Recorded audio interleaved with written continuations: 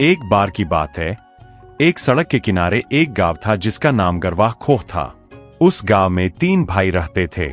सबसे बड़े भाई का नाम सुफियान, बीच वाले का अफनान और सबसे छोटे का नाम रिजवान था। सबसे बड़ा भाई सुफियान बहुत शरारती था, अफनान थोड़ा शर्मीला था और रिजवान बहुत चालाक था। एक दिन तीनों भाई जंगल में खेलने गए। खेलते खेलते वे एक पेड़ के पास पहुंचे जिसके तने पर लिखा था, जो सच बोलेगा उसे खुशी मिलेगी। सुफियान हंसते हुए बोला, मैं अम्मी की हर बात मानता हूँ। पेड़ के पत्ते ऐसे हिलने लगे जैसे वह हंस रहा हो।